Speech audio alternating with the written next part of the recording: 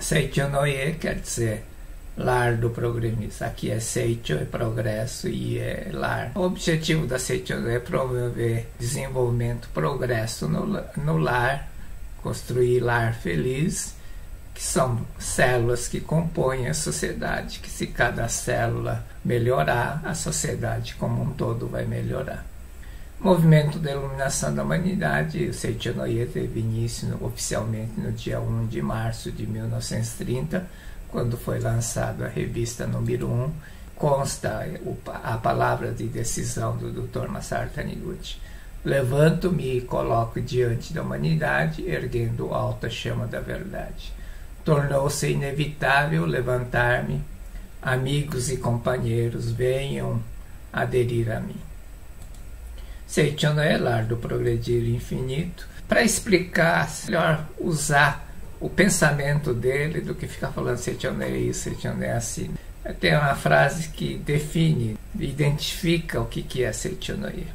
A função da religião é desimpedir a vida, devolvendo-lhe a liberdade. Desimpedir, tirar aquela corda, aquele peso que a pessoa carrega. Peso, a corda que tolhe, segura e não deixa a pessoa deslanchar. Parece um prisioneiro que tem uma corrente e uma bola de ferro preso. A pessoa não consegue ir para frente. A função da religião é desimpedir a vida e devolver a liberdade. Também numa religião que cura a doença, soluciona, vence a pobreza, né? Tira do estado da pobreza da pessoa ou anula o pecado. Seicho no Ie é uma entidade onde ensina que a doença não existe, pobreza não existe, pecado não existe no homem verdadeiro, e através do poder da palavra elimina a doença, elimina a pobreza, elimina o pecado. Muda o pensamento. Quando muda o pensamento, muda as circunstâncias e os acontecimentos da vida. Uma frase que define bem qual é o pensamento do Dr. Masaru Taniguchi é: o sacrifício não é uma virtude. Esse mundo não é tão imperfeito que um tem que se sacrificar, está aqui na figura, para o outro passar e ser feliz, ser bem-sucedido ou ter dinheiro. Um tem que se sacrificar para o outro ser rico, ter ganhar dinheiro. Não é isso. Deus não criou um mundo tão imperfeito em que um tem que sacrificar para o outro ser feliz. O ensinamento do Dr. Masaru Taniguchi não tem sectarismo religioso, sem maldizer qualquer religião, respeitar rituais, objetos de adoração das religiões, porque todas as religiões pregam a mesma verdade na sua essência. Todas as religiões são irradiações salvadoras de um Deus único, que surgiram em épocas diferentes, um povo que tinha um determinado tipo de cultura e linguagem, por isso que tem as denominações, os rituais, as formas de pregar e falar diferente, mas são todas oriundas do Deus único, conforme época, conforme local, conforme o povo. Mas todos eles pegam a mesma essência, na verdade. Muda a forma de pregar, muda o ritual, muda o objeto de adoração, mas na essência prega o bem ao próximo, o amor ao próximo. Eu sou apenas uma trombeta. O fundador do movimento de iluminação da humanidade da Seicho no Ie é Deus. Ele não queria que chamasse de mestre, professor. Aí ele dizia que, se pudesse, eu gostaria de ser chamado de Senhor Trombeta. Como é meio estranho ser chamado Senhor Trombeta, né? Então chame como quiser, mas eu não sou nenhum professor, não sou dono da verdade. A verdade foi trazida, eu sou o intermediário, né? Por isso que ele diz: eu sou um trombeta. Eu só transmito o pensamento de Deus. Deus utiliza as minhas cordas vocais e minha habilidade literária para escrever. Ele teve diversas reflexões até chegar à iluminação. Uma das principais é a vida sem liberdade, vivia preso. Ele vivia aprisionado às suas regras, devido à obsessão, seus próprios conceitos. Pobreza honrada, regra de alimentação. E aí ele dizia, eu preciso libertar desse estado de impotência proveniente da pobreza honrada, da minha falta de coragem que impede de exigir o dinheiro que tenho direito. Isso porque ele escrevia artigos para uma editora, uma organização filantrópica, mas ele praticamente não tinha salário. Ele se sentia inibido, né? Sem coragem, até o dia que ele se libertou dessa inibição e entendeu que não tem sentido em privar de coisa, que é exatamente o conceito da pobreza honrada. Eu não ter nada, privar a minha família de bens para o outro ter alguma coisa. Isso não está certo. Sentia que precisava se libertar. Por isso que está aqui a afirmação: devo alcançar estado de total liberdade que me torne capaz de exigir livremente qualquer coisa, segundo a necessidade, e não sentir apego a coisas obtidas. Queria ter liberdade, flexibilidade de agir.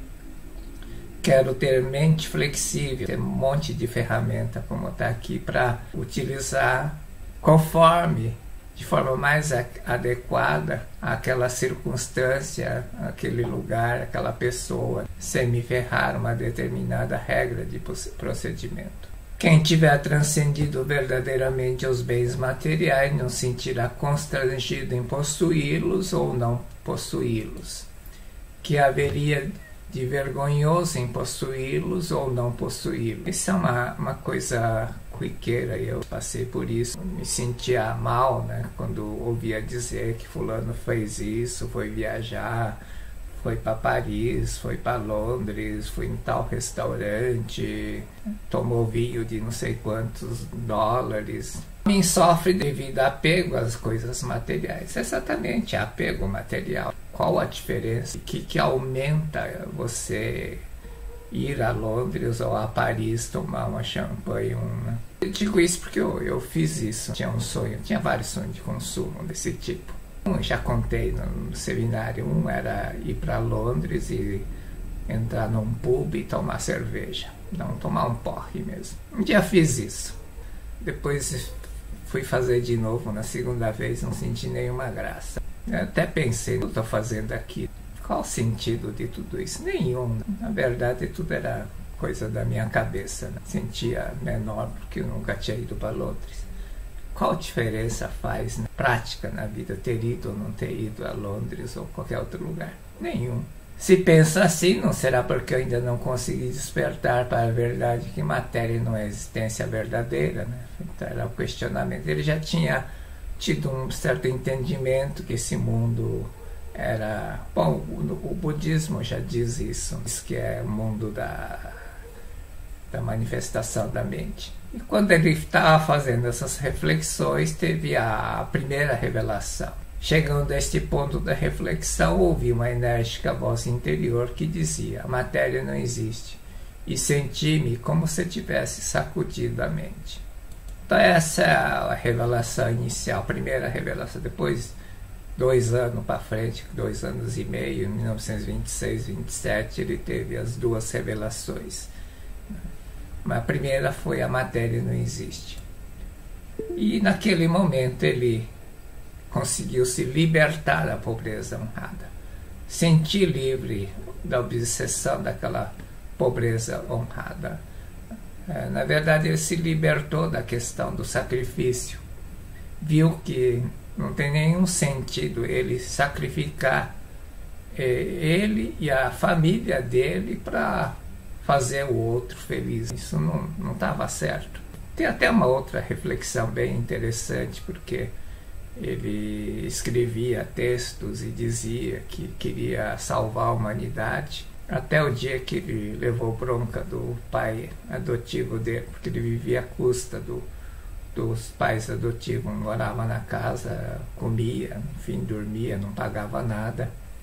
E até levar o bronca do pai dele. Mas Sarrada, você fala em salvar a humanidade, mas você não consegue nem sustentar sua família, nem sua mulher e sua filha. Como é que você pode ficar falando que vai salvar a humanidade nessas coisas? Aí ele entendeu com isso, começou a reflexionar, né, sobre a atitude dele, até que veio a primeira revelação e ele se libertou dessa questão do apego material, do ter ou não ter. Você tem que ser livre para poder pedir, né, aquilo que é devido, porque não tem sentido você se sacrificar. E, além do mais, pode prejulgar o outro. A pessoa não tem condição, não, você está dizendo a pessoa um inútil, um vadio, um vagabundo. A riqueza é ilimitada, então a pessoa tem como, né, gerar recurso. Se você ficar dando dinheiro sempre, você cria um dependente, não ajuda. Então tem uma passagem, né, na vida dele sobre pedinte. Uma vez a pessoa pediu alguma coisa, ele deu, e na segunda vez uma outro pedinte pediu e ele não deu. E a pessoa que estava junto era a mesma pessoa e perguntou, né, mestre, por que você recusou a dar? Aí ele disse, agora eu sigo a intuição, a sabedoria interior. Na primeira vez eu senti que a pessoa realmente necessitava daquele dinheiro, daquele auxílio material, né, que aquele auxílio material ia ser útil para aquela pessoa, então eu dei. Agora eu senti que se eu desse, a pessoa ia continuar dependente dos outros, e a minha função não é criar dependente, é sim libertar as pessoas.